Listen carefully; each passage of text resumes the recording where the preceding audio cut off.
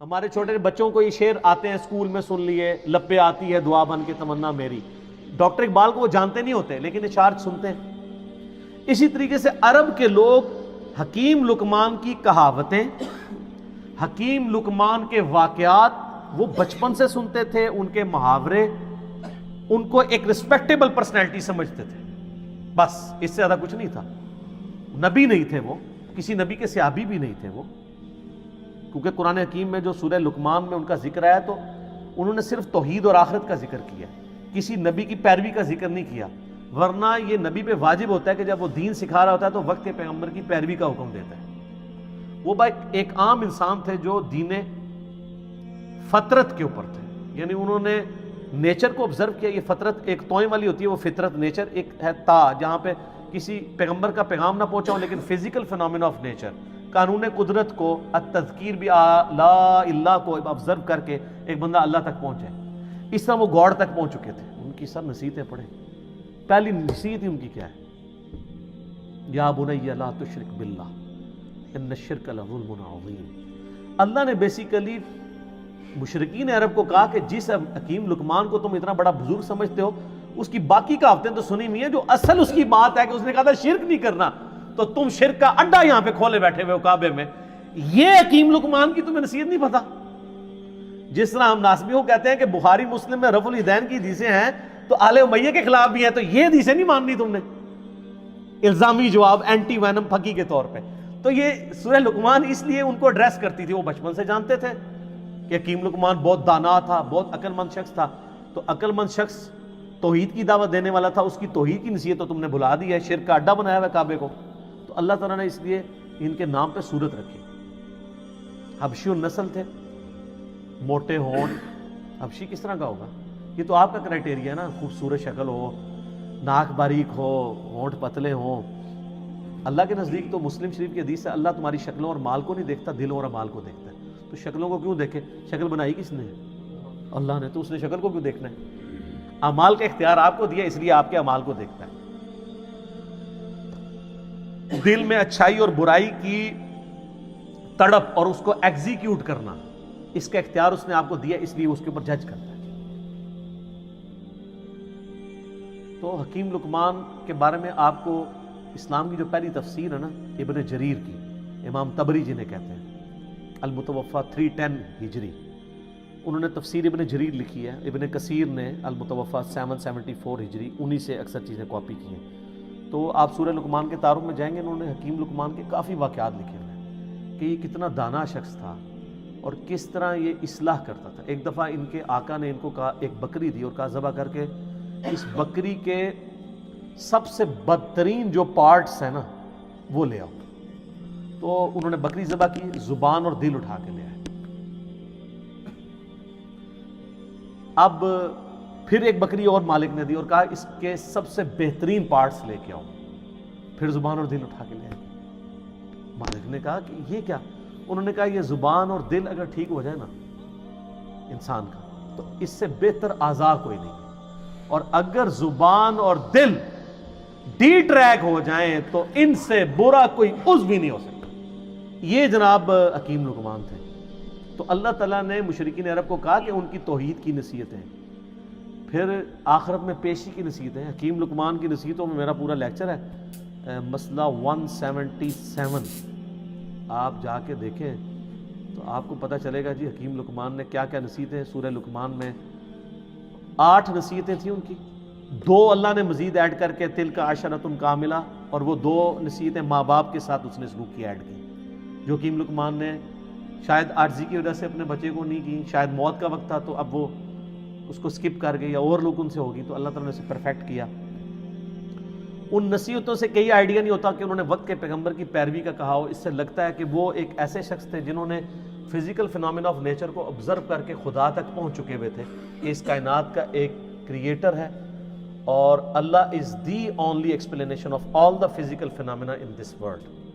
وہ اتنی رقت انگیز ان کے الفاظ ہیں، اے بیٹے اللہ کے ساتھ شرک نہ کرنا، بے شک شرک سب سے بڑا گناہ ہے، سب سے بڑا ظلم ہے، اور اگر تم پہاڑ کی چٹانوں میں یا آسمانوں میں بھی کوئی گناہ کرو گے تو قیامت الدن اللہ تعالیٰ تمہارے سامنے لے آئے گا. اچھا آسمانوں میں کس نے گناہ کرنا تھا؟ اس زمانے میں تو اڑتا تو کوئی بھی نہیں تھا، لیکن آج آپ کی ساری اسمگلنگ پاکستانی ایئر ہوسٹس جو کر رہی تھی اور جو کچھ باقی معاملات ہوتے ہیں وہ آسمانوں میں ہی گناہ ہو رہے ہوتے ہیں. تو وہ یہ نہ سمجھیے گا انہوں نے زمین پہ گناہ نہیں کیا، آسمانوں میں، قرآن میں لکھا ہے آسمان میں بھی کوئی گناہ کرو گے اللہ تعالیٰ لے آئے گا قیامت والے دن. وَمَن يَعْمَلْ مِثْقَالَ ذَرَّةٍ خَيْرًا يَرَهُ فَمَن يَعْمَلْ مِثْقَالَ ذَرَّةٍ خَيْرًا يَرَهُ وَمَن يَعْمَلْ مِثْقَالَ ذَرَّةٍ شَرًّا يَرَهُ. ذرہ برابر نیکی بھی کرو گے وہ بھی لے آئی جائے گی، اور ذرہ برابر گناہ کرو گے وہ بھی قیامت والے دن تمہارے سامنے لا کے رکھا جائے گا. ہاں بھی جواب دو اللہ. تو یہ حکیم لقمان نہ تو کوئی پیغمبر تھے، نہ کسی پیغمبر کے فالوور تھے، نہ کوئی صحابی تھے کسی پیغمبر کے، نہ کوئی تابعی تھے. ایک سلیم الفطرت انسان تھے جو خدا تک پہنچ چکے ہوئے تھے. اور ایسا شخص اہل فطرت کہلاتا ہے، یعنی فطرت ایسا شخص جس تک، یہ تا کے ساتھ ہوتا ہے، جس تک وقت کے پیغمبر کی دعوت یا کسی پیغمبر کی دعوت نہ پہنچی ہو، ایسے شخص کے لیے صرف ایک اللہ کو ماننا اور آخرت کا یقین کر لینا کافی ہے. چاہے نبی کی دعوت نہ بھی پہنچی ہو، اس کے لیے بس یہ اتنا اجمالی عقیدہ رکھنا کافی ہے. البتہ جب وقت کا پیغمبر آ جائے پھر اس کو ڈینائی کرے گا تو وہ کافر ہوگا، لیکن ایسے لوگ عموماً ڈینائی نہیں کرتے. اس کی آپ کو نمائندہ مثال بتاتے ہیں. سیدنا زید بن عمر بن نفیل، آپ کو پتہ ہے نا ان کے بارے میں؟ صحیح بخاری میں آتا ہے. ان کا ایک بیٹا ہے سعید ابن زید. سعید ابن زید کو جانتے ہیں؟ اشرم وشرا والی حدیث والا، مغیرہ ابن شعبہ اور حضرت معاویہ کے ساتھ جھگڑا کرنے والا، اور مولا علی کی شان میں 10 صحابہ کے جنتی ہونے والی حدیث سنانے والا، حضرت عمر کا بہنوئی سعید ابن زید، شروع کے مسلمانوں میں سے. ان کا باپ تھا زید بن عمر بن نفیل. اس کے اوپر بخاری میں چیپٹر ہے. یہ اہل فطرت میں سے تھے. نبی علیہ السلام فرماتے ہیں کہ مجھے صحیح طرح یاد ہے، میں جوانی میں تھا، اس وقت اللہ نے مجھے مبعوث نہیں کیا تھا. ایک جگہ میں دعوت پہ گیا تو وہاں پہ لا کر دسترخوان کے اوپر کھانا رکھا گیا، اور نبی اسلام کی اس وقت عمر 25 سال تھی. تو آپ کہتے ہیں کہ میں نے زید بن عمر بن نفیل کو دیکھا کہ وہ اس دسترخوان سے اٹھ گیا اور اس نے کہا کہ میں بتوں کے نام کا ذبیحہ نہیں کھاؤں گا. ہائے ہائے ہائے. آپ فرمائے پوری امت بن کے اٹھے گا وہ، اور وہ کعبے کے ساتھ لپٹ کے کہا کرتے تھے اللہ میں صرف تجھے پوجنا چاہتا ہوں. لیکن وقت کے پیغمبر کی کوئی تعلیم ان تک نہیں پہنچی ہوئی تھی. مواحد تھے، وہ یہ مانتے تھے بت پرستی حرام ہے، پیغمبر کی دعوت نہیں تھی. اسلام آنے سے پہلے دنیا سے چلے گئے. لیکن آپ دیکھیں امام بخاری نے رضی اللہ عنہ لکھا ہے، صحابی نہیں ہے لیکن بیٹا تو صحابی نکلا نا. پھر سلیم الفطرت لوگ کیسے ہوتے ہیں؟ ان کا بیٹا ہے سعید ابن زید، حضرت عمر کا بہنوئی، جس کو حضرت عمر سے مار پڑتی تھی اسلام لانے کی وجہ سے. اور یہ پھر آخری وقت تک آپ دیکھیں ڈٹے رہے ہیں. وہ تو آپ کربلا والا ریسرچ پیپر پڑھ لیں، جب سب لوگ مسلحت کا شکار تھے، یہ تو اعلانیہ مجموعوں میں کھڑے ہو کے کہتے تھے تم جنتی شخص علی ابن ابی طالب پہ لعنت کرواتے ہو. ہم کبھی بھی اس پہ لعنت نہیں کریں گے، کیونکہ میں نے رسول اللہ سے سنا ہے ابو بکر جنت میں، عمر جنت میں، عثمان جنت میں، علی جنت میں. سنن نسائی الکبریٰ میں اوپر تلے کتنی حدیث ہیں، میں نے اس اپنے کربلا والے ریسرچ پیپر میں ڈالی ہیں. ایک تابعی آ کے کہتا ہے کہ میں اس دنیا میں سب سے بڑھ کر سیدنا علی سے محبت کرتا ہوں. تو سعید ابن زید نے یہ نہیں کہا تو شیعہ ہے یا رافضی ہو گیا. آپ فرمایا تجھے خوشخبری ہو، تو ایک جنتی شخص سے محبت کرتا ہے. دیکھیں جی حضرت علی کی جن لوگوں نے صحبت کی بھی تھی نا، حضرت علی کی انہوں نے زہد کی زندگی اور ان کی اخلاقی اقدار، ان کی انصاف پہ مبنی زندگی اور تقوی والی زندگی دیکھی بھی تھی نا، وہ حضرت علی کو as a role model accept کرتے تھے اس زمانے میں بھی.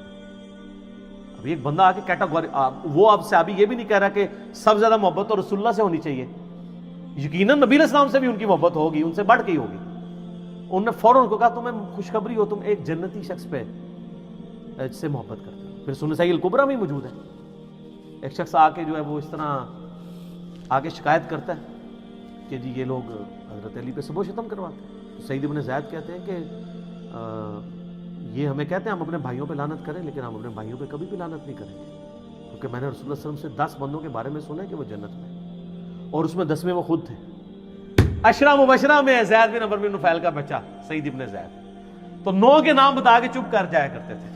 ویسے ساڑھے ورگا ہونا کہنا سر پہلا تو میں جے اگے تو گنتی دسنے، وہ پہلے باقیوں کے نام بتاتے تھے اور اینڈ پہ کہتے تھے ایک 10واں شخص بھی ہے.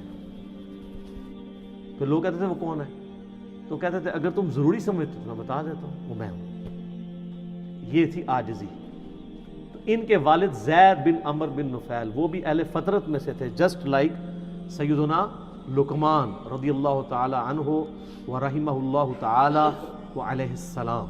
اور سر کیا خوش نصیبی ہے، اللہ کو مواحد کتنا پسند ہے کہ نہ وہ صحابی ہو، نہ وہ تابعی ہو، نہ کسی پیغمبر کی اس نے صحبت کی ہو، نہ کسی پیغمبر کا کلمہ پڑھا ہو، لیکن ایک اللہ کا ماننے والا ہو، شرک سے بیزار ہو، آخرت میں اللہ کی جواب دہی کا یقین رکھتا ہو. اس کے نام پہ پوری سورت ہے، اور اللہ تعالیٰ اس کے اقوال کو توحید کی دعوت کے لیے رول ماڈل کے طور پہ مشرکین عرب کے سامنے رکھ رہے ہیں.